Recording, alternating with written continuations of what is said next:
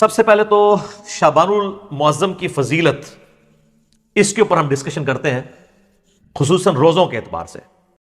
السلام علیکم ورحمۃ اللہ وبرکاتہ۔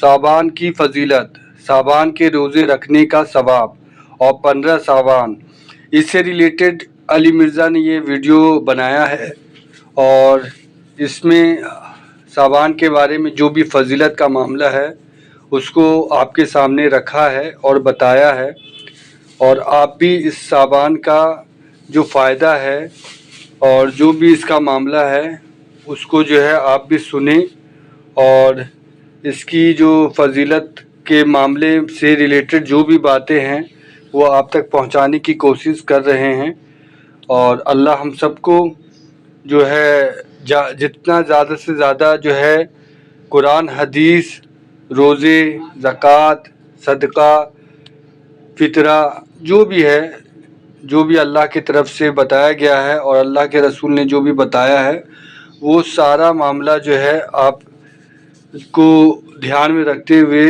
ثواب کے اس سے کرنا ہے۔ اللہ ہم سب کو ہدایت دے، آمین ثم آمین۔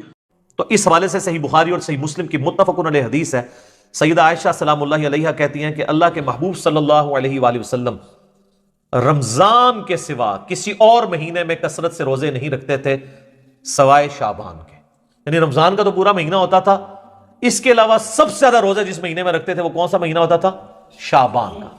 حتیٰ کہ صحیح مسلم میں ہی ایک اور حدیث ہے، اما عائشہ کہتی ہیں کہ نبی صلی اللہ علیہ وآلہ وسلم بعض اوقات شعبان کا پورا مہینہ ہی روزے رکھتے تھے، کانٹینیوس پورا مہینہ، یعنی اتنی آپ کو محبت تھی شعبان کے روزوں سے۔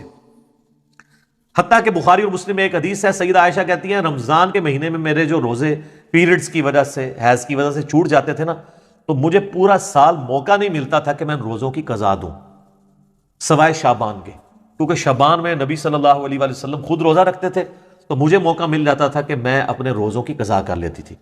اب سیدہ عائشہ نے کوڈ ورڈز میں بات کی ہے، لیکن اسی حدیث میں بخاری مسلم میں وہ جو حدیث کا راوی ہے وہ کہتا ہے کہ اما عائشہ یہ کہنا چاہ رہی ہیں کہ نبی علیہ السلام کی مشغولیت کی وجہ سے میں روزوں کی قضا نہیں دے پاتی تھی، اور اس کو سپورٹو بخاری مسلم کی حدیث ہے، نبی صلی اللہ علیہ وآلہ وسلم نے فرمایا کہ کوئی عورت اپنے خاوند کی اجازت کے بغیر نفلی روزہ نہ رکھے، یہ اس کے لیے حلال ہی نہیں ہے۔ مراد یہ کہ دن کے وقت بھی میاں بیوی ازدواجی تعلق قائم کر سکتے ہیں۔ تو جو اما عائشہ کہتی ہے نا کہ میں نہیں تھی رکھ سکتی، یعنی نبی علیہ السلام کی اجازت نہیں ہوتی تھی، تو یہ جو لوگوں میں مشہور ہے کہ جی دن کے وقت کوئی ازدواجی تعلق میاں بیوی قائم نہیں کر سکتے، تو اس کی بھی نفی بخاری مسلم کی احادیث کی روشنی میں ہو گئی، الحمدللہ۔ اب یہ روزے رکھنے کی وجہ کیا تھی؟ اس کو سپورٹو حدیث ہے شعبان کے حوالے سے، سنن نسائی میں انٹرنیشنل نمبرنگ کے مطابق 2359 کہ اسامہ ابن زید کہتے ہیں کہ ہم نے نبی علیہ السلام سے پوچھا، اے اللہ کے محبوب صلی اللہ علیہ وآلہ وسلم، ہم نے آپ کو شعبان کے مہینے میں اتنے کثرت سے روزے رکھتے ہوئے دیکھا ہے کہ رمضان کے سوا کسی اور مہینے میں اتنے روزے نہیں رکھتے، تو اس کی وجہ کیا ہے؟ تو آپ صلی اللہ علیہ وآلہ وسلم نے فرمایا کہ یہ جو مہینہ ہے جو رجب اور رمضان کے درمیان آتا ہے، یہ آپ نے بات کیوں کی؟ رجب حرمت والا مہینہ اور رمضان ویسی فضیلت والا مہینہ، تو حضور بتانا چاہ رہے ہیں کہ یہ دو فضیلت والے مہینوں کے سینٹر میں جو مہینہ آتا ہے نا، یہ بھی بہت فضیلت والا ہے۔ یہ جو مہینہ رجب اور رمضان کے درمیان آتا ہے، لوگوں کی اکثریت اس کی عظمت سے غافل ہے، جبکہ یہ ایسا مہینہ ہے کہ جس میں نامہ اعمال اللہ کے حضور پیش ہوتے ہیں، اور میری خواہش ہے کہ جب میرا نامہ اعمال پیش ہو رہا ہو تو میں روزے کی حالت میں ہوں۔ اچھا، اس سے یہ بات پتہ چل گئی کہ یہ بڑا اچھا موقع تھا کہ اللہ کے نبی کہہ سکتے تھے کہ 15 شعبان کی جو رات ہے نا، شب برات، اس رات میں نامہ اعمال پیش ہوتے ہیں، تو پھر ایک ہی روزہ رکھنا پڑتا۔ آپ پورا مہینہ رکھ رہے ہیں، کسی بھی وقت پیشی ہو سکتی ہے، یہ بھی اس بات کو سپورٹو ہے، یہ والی حدیث۔ اچھا، یہ جو نامہ اعمال پیش ہوتے ہیں نا، تو صحیح مسلم میں اور جامعہ ترمذی میں حدیث ہے، نبی علیہ السلام نے فرمایا کہ ہر پیر اور ہر جمعرات کو بھی نامہ اعمال اللہ کے حضور پیش ہوتے ہیں۔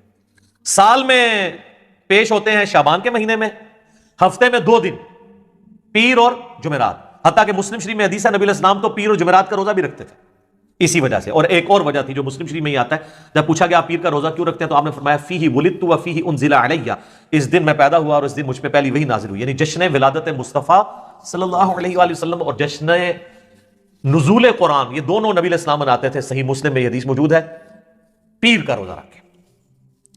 تو یہ ہفتے میں 2 دن نامہ اعمال، کون کون سے دن؟ پیر اور جمعرات۔ اچھا، روزانہ بھی نامہ اعمال پیش ہوتے ہیں سر؟ بخاری مسلم دونوں میں حدیث ہے، وہ بڑی مشہور حدیث کہ فجر کے وقت فرشتے آتے ہیں، وہ عصر کے وقت واپس چلے جاتے ہیں، اور عصر والے فجر کے وقت. اللہ پوچھتا ہے میرے بندوں کو کس حال میں پایا؟ تو کہتے ہیں جب گئے تھے فجر پڑھ رہے تھے تو آئے تھے تو اثر پڑھ رہے تھے. دوسرے کہتے ہیں جب گئے تھے تو اثر پڑھ رہے تھے تو آئے تھے تو فجر پڑھ رہے تھے. تو روزانہ بھی 2 دفعہ نامہ اعمال پیش ہوتے ہیں. لہٰذا ان چیزوں کو مکس نہیں کرنا چاہیے. میں ساتھ ساتھ کلیریفائی کر رہا ہوں. آپ دیکھیں آپ کتنے اہم ہیں.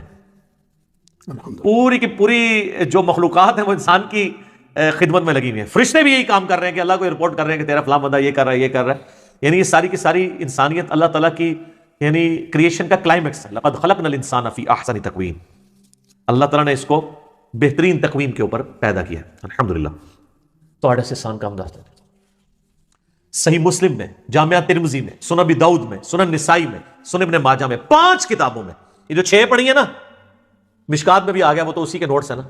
یہ جو آپ کے سامنے 7 کتابیں پڑھی ہیں اس میں سے صرف بخاری کو نکال دیں، باقی ساری کتابوں میں حدیث ہے انکلوڈنگ صحیح مسلم کہ نبی علیہ السلام نے فرمایا جس نے رمضان مبارک کے روزے رکھے اس کے بعد شوال کے 6 روزے رکھ لیے وہ گویا ایسا ہے کہ اس نے زمانے بھر کے پورے سال کے پوری زندگی کے روزے رکھ لیے. الحمدللہ کتنی بڑی آسانی ہے. اور اس میں یہ بھی شرط نہیں ہے کہ آپ نے ساتھ ہی شروع کرنے ہیں، اور یہ بھی شرط نہیں کہ ایک ساتھ رکھ لیں باقی بعد میں رکھ لیں. پورے مہینے میں جس وقت مرضی رکھ لیں. ساتھ رکھنے کا یہ فائدہ ہوتا ہے ایک روٹین بنی ہوتی ہے تو رکھے جاتے ہیں. الحمدللہ میں جب سے یعنی بالغ ہوں روزے رکھ رہا ہوں. ہم ساتھ ہی کوشش کرتے ہیں کہ یہ روزے مکمل کر لیجئے تاکہ یہ پورے مہینہ 3 روزے نہیں رکھ سکتے تو یہ 6 روزے رکھ کے تو ہمیشہ کے روزوں کا ثواب کمائے دی. اچھا یہ بعض لوگ پریشان ہوتے ہیں کہ یار مشقت کم ہو رہی ہے، ثواب زیادہ، یہ کیسے پاسبل ہے؟ سر اللہ تعالیٰ نے نبی علیہ السلام کو ہر طرح کے لوگوں کے لیے پیغمبر بنا کے بھیجا ہے. آسانیاں بھی رکھی ہیں. ایک آپ کو اور بڑی آسانی بتاؤں جو میں اس کو آج فیل کر سک رہا ہوں. میری سالوں روٹین تھی، یہ میں کوئی تکبر کے طور پہ نہیں بتا رہا، صرف سمجھانے کے لیے. فجر سے اشراق تک مسجد میں بیٹھنے کی ایک بڑا پرسکون وقت ہوتا ہے، بندہ اذکار کر لیتا ہے. لیکن جب سے یہ آپ کو پتہ ہے دعوت کے والے سے ازمائش شروع ہوئی ہے تو اب تو یہ امپاسبل ہو گیا. تو ہمارے لیے پھر وہ آسان وظیفہ ہے. صحیح مسلم میں حدیث ہے سیدہ جویریہ نبی علیہ السلام کی بیوی. نبی علیہ السلام ایک دفعہ آپ کی بھی عادت تھی، صحیح مسلم شریف میں ہی آتا ہے، آپ علیہ السلام مسجد میں بیٹھے رہتے تھے حتیٰ کہ سورج انتہائی بلند ہو جاتا. اور صحابہ کے الفاظ ہیں کہ آپ مجلس کیا کرتے تھے. میں نے اسی سے اپنی نام مجلس رکھا تھا.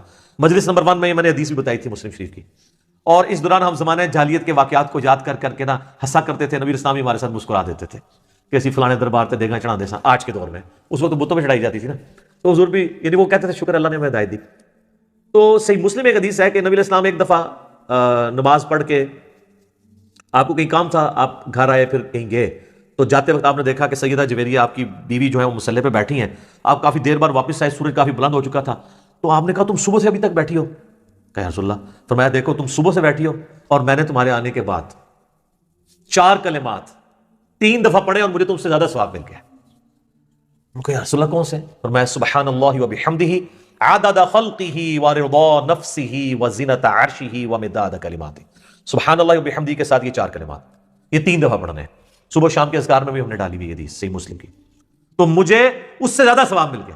اچھا مجھے بتائیں نبی علیہ السلام کوئی نعوذ باللہ سست تھے دعوت کے والے سے، دین کی پریکٹس کرنے کے والے سے؟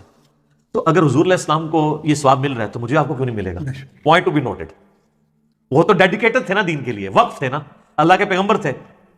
اگر یہ سب کچھ ہونے کے باوجود وہ بھی یہ سکپ کریں اور ان کو ثواب ملے، ہم تو پھر بھی اپنی دنیاوی کمزوریوں کی وجہ سے، مجبوریوں کی وجہ سے یعنی یہ اہتمام نہ کر سکیں تو ہمیں تو بدرجہ اولیٰ مل جائے گا، تو یہ ثواب اس سے زیادہ ثواب مل جائے گا. تو یہ اللہ تعالیٰ نے آسانیاں رکھی. میں نے اس لیے بتایا کہ وہ شوال کے 6 روزے 3 روزوں کے ایکویلنٹ کس طرح بن جائیں گے، ہر مہینے کے 3 روزے، تو یہ اللہ تعالیٰ نے آسانیاں رکھی ہوئی ہیں. آپ کو ثواب مل جائے گا. صحیح مسلم شریف میں حدیث ہے نا، تم میں سے کسی کی استطاعت ہے کہ وہ 3 قرآن روزانہ پڑھ لے. ایک شب میں صاحب نے کہا یہ کون کر سکتا ہے؟ تو صوفیاء ہی کر سکتے ہیں. یعنی میں آج کے دور میں بات کر رہا ہوں. تو اب 3 قرآن کے برابر آپ کو ثواب، 10 پاروں کے برابر ثواب ملتا ہے. اللہ سے اچھا گمان رکھے. بخاری مسلم حدیث ہے میں اپنے بندے کے گمان کے قریب ہوں، جیسا ہوں میرے بارے میں گمان کرے تو انشاءاللہ ثواب تو ملے گا. یہ اللہ تعالیٰ نے آسانیاں بھی رکھی ہیں. اللہ تو سب کہنا جی الحمدللہ. ایک حدیث ہے بخاری اور مسلم میں، ایک صحابی سے نبی علیہ السلام نے سوال کیا اصمت من سرر شعبان، کیا تو نے شعبان کے سرر کا روزہ رکھا ہے؟ تو انہوں نے کہا نہیں یا رسول اللہ. تو آپ نے فرمایا اب جب رمضان گزر جائے تو شوال کے مہینے میں 2 روزے رکھ لینا. اچھا یہ سرر کا جو لفظ استعمال ہوا ہے نا، اس کا معنی عربی میں کنارہ بھی بنتا ہے، اردو میں بھی آپ سرا سرر اور سینٹر بھی بنتا ہے. اس حدیث میں کلیئر نہیں کہ نبی علیہ السلام کس روزے کی بات کر رہے تھے، پہلے عشرے کا آخری روزہ یا آخری عشرے کا آخری روزہ یا درمیانے کا آخری روزہ یا درمیان والا روزہ، کون سا؟ اس کو سپورٹنگ ایک حدیث ہے صحیح مسلم میں 2745 انٹرنیشنل نمبر کے مطابق. اس میں الفاظ ہیں کہ سرتی ھذا الشہر، اس مہینے شعبان کے جو سرہ کا، سرہ کسے کہتے ہیں عربی میں؟ ناف کو، نیول وہ نا، فوق السرہ اور تحت السرہ، ناف کے نیچے ناف کے اوپر. اللہ سرہ نہیں ہے، فوق ہے، فوق اینو کہتے ہیں. اللہ ہوتا ہے ایگزیکٹ، اپون اینڈ بلو، نٹ آن. تو یہ بھی آلموسٹ سینٹر آف گریوٹی بن رہا ہوتا ہے جسم کا، سینٹر. تو ناف کا، شعبان کے ناف کا روزہ رکھا ہے. تو اچھا یہ لفظ جو ہے نا وہ کھوکھلی چیز کے لیے بھی استعمال ہوتا ہے، اس لیے سینٹر کے لیے بھی استعمال ہوتا ہے. تو وہ جو کسی ایک چیز کو اندر سے ہالو کیا جائے وہ بھی سینٹر بن رہا ہوتا ہے. تو اس سے 15 شعبان کا روزہ ہی ثابت ہوتا ہے. اور اس میں میرا تفرد نہیں ہے، اہل سنت میں ایک بہت بڑا ایک مکتب فکر جو اہل حدیث سے نکلا ہے، جماعت المسلمین والے، وہ تو اس روزے کو واجب کہتے ہیں. ہم اسے واجب نہیں سمجھتے، سنت ہے. وہ کہتے ہیں وہ جو نبی اسلام نے کہا تھا اگر چھوٹ کے تو 2 رکھنا، تو ہم کہتے ہیں وہ تو خاص لوگوں کے لیے آپ نے فرما دیا، امت کے لیے عام نہیں فرمایا. امت کے لیے نہیں، ان کے لیے. وہ تو نابینے کو بھی بخاری مسلم میں آتا ہے، آپ نے کہا تھا اذان کی آواز آتی ہے نماز مسجد میں ہی پڑھنی ہے. ہمارے لیے حدیثیں ہیں کہ خوف، بارش، کرونا جو بھی ہو اجازت ہے. ہمارے لیے ذرا آسانیاں ڈفرینٹ ہے. تو دوسری طرف جو لوگ ہیں نا 15 شعبان کے روزے کے مخالف، وہ کہتے ہیں کہ یہ دیکھیں نا جی، یہ وہ ایام 20 کا روزہ آپ 15 کا رکھتے تھے، 15 شعبان کا نہیں رکھتے. چلو سر آپ 15 شعبان کی نیت نہ کریں، ایام 20 کی کر لیں. کہتے ہیں اس لیے اس کے ایکویلنٹ 2 رکھوائے جا رہے ہیں. تو سر 3 کے ایکویلنٹ 2 نہ رکھوائے جاتے ہیں، ایام 20 تو 3 ہے. تو آپ کہتے ہیں کہ 3 روزے رکھو شوال میں، ایک کے بدلے 2 رکھوائے پلنٹی کے طور پہ. تو 15 شعبان کے روزے کی بات، ویسے تو آپ رکھیں 13، 14، 15 تینوں، لیکن ایٹ لیسٹ 15 کا تو رکھیں. ہماری تو کوشش ہوتی ہے کہ رکھا جائے، روزہ رکھا جائے، ثواب اس کی فضیلت حاصل کی جائے، نبی علیہ السلام کا پسندیدہ ہے. اب میرے بھائیو ایک اور حدیث جو جامعہ ترمذی میں اور سنن ابن ماجہ میں موجود ہے کہ نبی علیہ السلام فرمایا کہ جب شعبان کا نصف گزر جائے تو پھر کسی کے لیے جائز نہیں کہ وہ روزہ رکھے. اس کی حکمت کیا ہے؟ کہ رمضان کو پروٹوکول دینا ہے، فرض روزوں کو. اس حدیث سے بھی پتہ چلا کہ وہ جو سرے کا روزہ تھا نا، سرر شعبان، وہ آخری اشرا تو نہیں بنتا، کیونکہ 15 کے بعد تو آپ اجازت نہیں دے رہے روزہ رکھنے کی. 15 تک اجازت ہے، تو پھر سرا 15 بن گیا، کیونکہ اگلے 15 میں تو اجازت ہی نہیں ہے. البتہ ایک ایکسیپشن ہے، بخاری مسلم حدیث ہے، نبی علیہ السلام فرمایا کوئی شخص شعبان کے آخری 2 دن، رمضان سے 1-2 دن پہلے روزہ نہ رکھے سوائے اس شخص کے جو پورا شعبان ہی روزے رکھ رہا ہو. اس کو اجازت ہے کہ وہ رکھ سکتا ہے.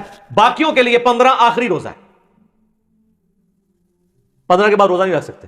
تو یہ بھی سپورٹیو حدیث ہے سرر شعبان کو کہ وہ سینٹر میں روزہ بنتا ہے. اچھا، تو میں ریکویسٹ کروں گا اپنے بھائیوں سے کہ بخاری مسلم کی جو حدیث ہے سرر شعبان کے روزے والی، اللہ کا نام لے کے روزہ رکھ لیں. 15 شعبان کا کم از کم رکھیں، اگر 3 دن نہیں رکھ سکتے اور اس فضیلت سے محروم نہ ہو. ختم سحری کا وقت آپ اپنے چارٹ کے اوپر چیک کر لیں. اچھا، ختم سحری بڑا آسان بھی ہے، کوئی آپ کو ایپ بھی کرنے کی ضرورت نہیں ہے. آپ لائیو گوگل میں اگر لکھیں نا تو سن رائز ٹوڈے، فجر ٹوڈے اور اپنے سٹی کا نام، وہ سارے نمازوں کے ٹائمنگ دے دیتا ہے. شافعی حنفی سارے دیتا ہے، وہ صرف اثر میں ہی فرق ہے نا شافعی حنفی کا، باقی تو سارے سیم ہی ہیں. تو وہ روزہ ضرور رکھا جائے.